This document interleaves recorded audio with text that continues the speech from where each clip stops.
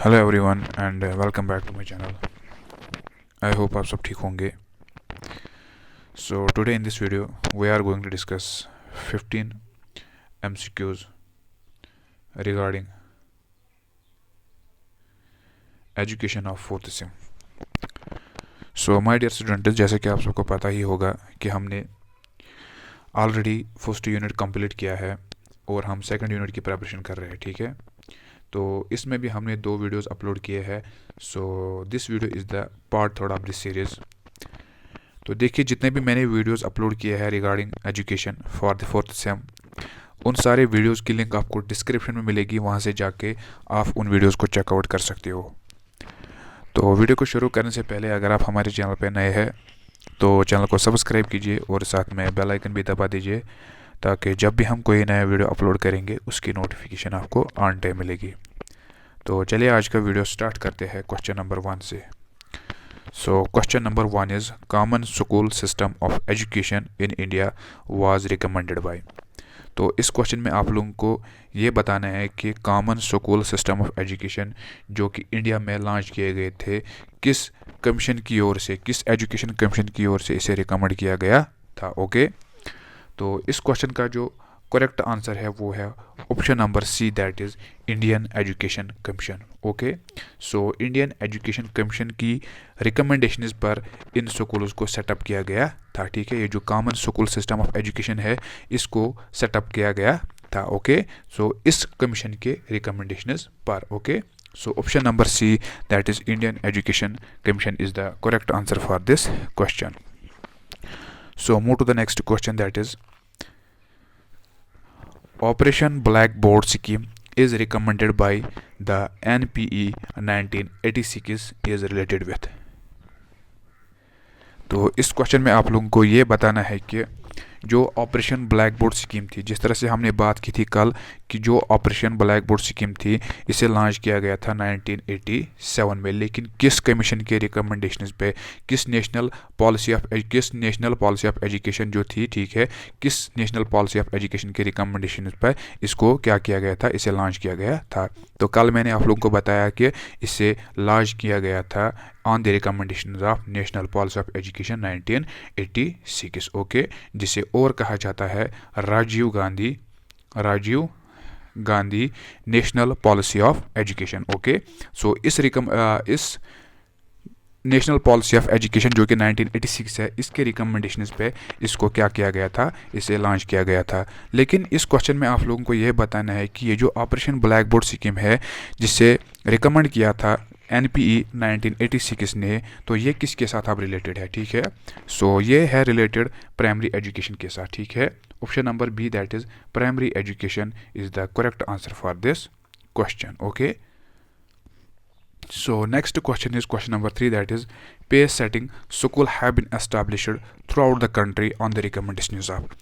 तो इस क्वेश्चन में आप लोगों को ये बताना है कि पेस सेटिंग स्कूल्स को एस्टैब्लिश किया गया है थ्रू आउट द कंट्री, लेकिन किस कमीशन के रिकमेंडेशंस पर। ओके, तो इस क्वेश्चन का जो करेक्ट आंसर है वो है option number B, that is NPE 1986। Okay, so National policy of education 1986 के रिकमेंडेशंस पर पेस सेटिंग स्कूल्स को एस्टैब्लिश किया गया था। Okay, NPE 1986। ठीक है, सो ये जो कमीशन थी, ठीक है, या हम कह सकते हैं कि ये जो एजुकेशन पॉलिसी थी, इस पॉलिसी के रिकमेंडेशंस पर पेस सेटिंग स्कूल जो थे इनको एस्टैब्लिश किया गया था through out the country। okay, so option number B, that is NPE 1986 is the correct answer for this question।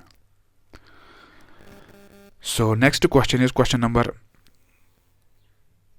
4, that is what the scheme of education is related with। तो इस question में आप लोगों को ये बताना है कि जो वर्धा स्कीम थी एजुकेशन की, इट इज़ रिलेटेड विथ, क्या ये रिलेटेड है MK गांधी के साथ, जाकिर हुसैन के साथ, बोथ, या फिर इनमें से कोई भी नहीं। ठीक है, तो इस क्वेश्चन का जो करेक्ट आंसर है वो है option number C, that is both A and B। So Wardha scheme जो है it is related with MK Gandhi. Wait a second,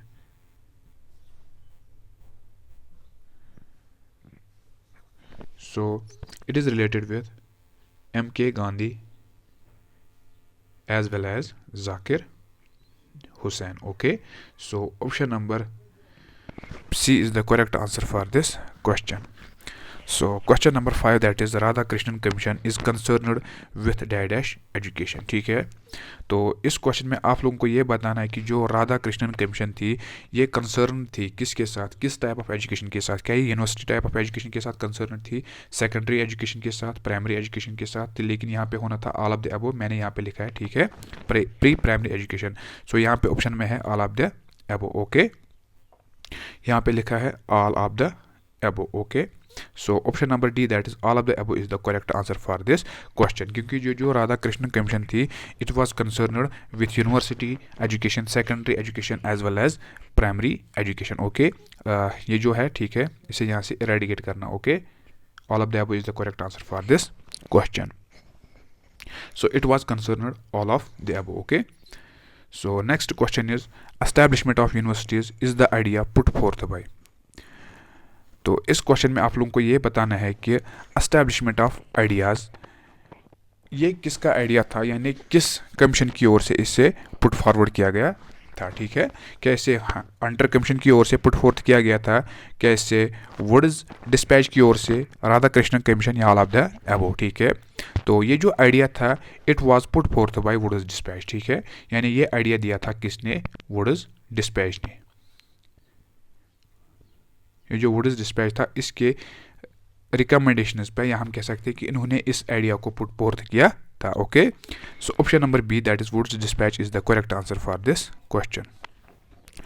so question number 7, that is semester system as an examination reform has been recommended by. तो आप लोगों को पता होगा कि आप लोग भी आजकल सेमेस्टर सिस्टम में चल रहे हैं। ठीक है, यानी आप लोगों का फर्स्ट सेम था, उसके बाद सेकंड सेम में गए। ठीक है, तो उसके बाद आप लोग थर्ड सेम में गए, तो आज आप लोग माशाल्लाह फोर्थ सेम में है। ठीक है, तो इसी तरह आप फिफ्थ में जाओगे और सिक्स्थ में जाओगे। ठीक है, तो इस वजह से आप अपनी ग्रेजुएशन को कंप्लीट करोगे। तो इस क्वेश्चन में ये पूछा गया है कि जो सेमेस्टर सिस्टम ऑफ एग्जामिनेशन है, ठीक है, यानी सेमेस्टर सिस्टम जिस तरह से पहले लिया जाता था ईयरली, ठीक है, जिस तरह से पहले होता था first year, second year, final year. ठीक है, लेकिन आजकल होते हैं सेमेस्टर्स। ठीक है, लेकिन इस क्वेश्चन के अकॉर्डिंग आप लोगों से ये पूछा गया है कि semester system as an examination reform has been recommended by. तो इस सिस्टम को किस कमीशन की ओर से रिकमेंड किया गया था। ठीक है, क्या इसे राममूर्ति रिपोर्ट की ओर से रिकमेंड किया गया था, Kothari commission, secondary education commission, या फिर इनमें से कोई भी नहीं। ओके, तो इस क्वेश्चन का जो करेक्ट आंसर है वो है option number C, that is secondary education commission. ठीक है, इस कमीशन की ओर से इसे रिकमेंड किया गया था। ये जो एग्जाम पैटर्न है सेमेस्टर टाइप का, ठीक है, यानी सेमेस्टर सिस्टम का जो पैटर्न है एग्जामिनेशन का, इससे रिकमेंड किया गया था सेकेंडरी एजुकेशन कमीशन की ओर से। Okay, so option number C is the correct answer for this question. So question number 8, that is who among the following stressed for promoting English in India. तो इस question में आप लोगों से ये पूछा गया है कि हु अमंग द फॉलोइंग दिए गए ऑप्शंस में वो कौन सा पर्सन है या वो कौन सी कमीशन है जिन्होंने सबसे ज़्यादा स्ट्रेस यानी सबसे ज़्यादा जोर दिया था। यहाँ पे लिखा है मैंने प्रॉम्प्टिंग, लेकिन यहाँ पे है प्रमोटिंग। क्या है? प्रमोटिंग इंग्लिश इन इंडिया, यानी इंग्लिश इंडिया में इंग्लिश को प्रमोट करना सबसे ज़्यादा जोर किसने दिया था इस पर। ठीक है, क्या मकाले ने, वुड्स डिस्पैच, कोठारी कमीशन, या इनमें से कोई भी नहीं। ठीक है, तो इस क्वेश्चन का जो करेक्ट आंसर है वो है option number A, that is Macaulay. ठीक है, मकाले ने सबसे ज़्यादा जोर दिया था ताकि इंडिया में हम इंग्लिश को प्रमोट कर सके। ओके, यहाँ पर मैंने लिखा prompting, remember that it is promoting. Okay, so next question is question number 9, that is which of the following presented a comprehensive scheme of education for primary to university level। ठीक है, तो किसकी ओर से ये किया गया था? ये किया गया था वुड्स डिस्पैच की ओर से। Okay, option number A is the correct answer for this question. So next question is question number 10, which of the following is called Hunter commission. तो इस क्वेश्चन में आप लोगों को ये बताना है कि जो हमारे पास ऑप्शंस है इनमें से हंटर कमीशन किसे कहते हैं। ठीक है, क्या रेजोल्यूशन ऑफ मार्च 7/8035, ठीक है, या इंडियन एजुकेशन कमीशन, या बोथ, या इनमें से कोई भी नहीं। ठीक है, तो आप लोगों को ये भी पता होना चाहिए कि जो इंडियन एजुकेशन कमीशन है 1882 1883, ठीक है, इससे ही कहते हैं हंटर कमीशन। ठीक है, option number B is the correct answer for this question. So move to the next question, question number 11, that is 3 language formula has been recommended by, ठीक है। so इससे किसने रिकमेंड किया था 3 लैंग्वेज फार्मूला को? इससे रिकमेंड किया था कोठारी कमीशन ने, ठीक है। देखिए अगर मैं इसको यहाँ पे डिटेल में आप लोगों से बात करूँगा इसके ऊपर तो it gonna be very long, ठीक है। It takes almost more than 30 to 40 minutes to elaborate this type of ये जो फार्मूला था, ठीक है। ये जो फार्मूला थी तो ये जो 3 लैंग्वेज फार्मूला थी it takes almost 30 to 40 minutes to cover this topic, ठीक है। बट मैं आप लोगों को यहाँ पे इन शॉर्ट बता के लिए चलूँ कि इस किस कमीशन की ओर से इसे रिकमेंड किया गया था। इसे रिकमेंड किया गया था कोठारी कमीशन की ओर से, ठीक है। So option number B is the correct answer for this commission. So next question is the chairman of first education commission of India was. तो सबसे पहले जो एजुकेशन इंडिया, ठीक है, जो एजुकेशन कमीशन ऑफ इंडिया थी, सबसे पहले इसके चेयरमैन कौन बने थे? क्या वो चार्ल्स वुड बने थे, विलियम हंटर, सैडलर या ऑल ऑफ द अबव, ठीक है। तो इस क्वेश्चन का जो करेक्ट आंसर है वो है option number A, that is William Hunter, sir William Hunter, okay. He was the first first chairman of Education Commission of India, ठीक है। so इसी के ऊपर जो हंटर कमीशन थी उसका नाम रखा गया था, ठीक है। so next question is question number 3, that is downward filtration of theory was proposed by। तो ये थ्योरी किसने दी थी? ये थ्योरी दी थी मकाले ने, ठीक है।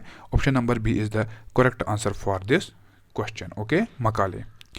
So next question is question number 14, that is one of the major recommendations of Wood's dispatch was the establishment of 3 universities was the establishment of 3 universities at, ठीक है। तो आप लोगों को ये बता के लिए चलूँ कि one of the major recommendations of Wood dispatch, बहुत सारे रिकमेंडेशंस के बिना पे बहुत सारे स्कूल्स को एस्टैब्लिश किया गया था, बहुत सारे एजुकेशन सिस्टम को एस्टैब्लिश किया गया था, ठीक है। तो इसके मुताबिक वुड डिस्पैच ने और एक रिकमेंडेशन की थी कि हमें 3 और यूनिवर्सिटीज़ को एस्टैब्लिश करना है। लेकिन कहाँ पे? क्या कलकत्ता, मुंबई, मद्रास में, पुणे, राजस्थान या बिहार में, हिमाचल प्रदेश, यूपी या फिर एमपी में, ठीक है, या इनमें से कोई भी नहीं, ठीक है। तो उनका मानना ये था कि हम इन 3 यूनिवर्सिटीज़ को एस्टैब्लिश करेंगे कलकत्ता, मुंबई और मद्रास में, ठीक है। So option number A is the correct answer for this question. यहाँ पे लिखना था बॉम्बे, मैंने लिखा है मुंबई, ठीक है, क्योंकि ये ओल्ड नेम्स थे इसके, ठीक है, ये ओल्ड नेम्स थे इसके। मद्रास को कहते हैं now days Chennai, Bombay is Mumbai, ठीक है, Calcutta is Kolkata, okay. So remember these things. So next question is, and the last question of this session, that is in which year the Britishers took the responsibility itself to educate Indians, ठीक है। तो किस साल में Britishers ने अपने ऊपर responsibility ली कि अब हम क्या इंडियंस को पढ़ाएंगे, यानी उनको हम एजुकेट करेंगे। सो option number D, that is 1835 is the correct answer for this question, ठीक है। So that was all about today's topic. Hope you like this video. अगर आप लोगों को वीडियो पसंद आया होगा तो वीडियो को लाइक कीजिए और अपने फ्रेंड्स के साथ शेयर कीजिए और चैनल को सब्सक्राइब कीजिए। मिलते हैं इंशाल्लाह नेक्स्ट वीडियो में, तब तक के लिए अल्लाह हाफिज़।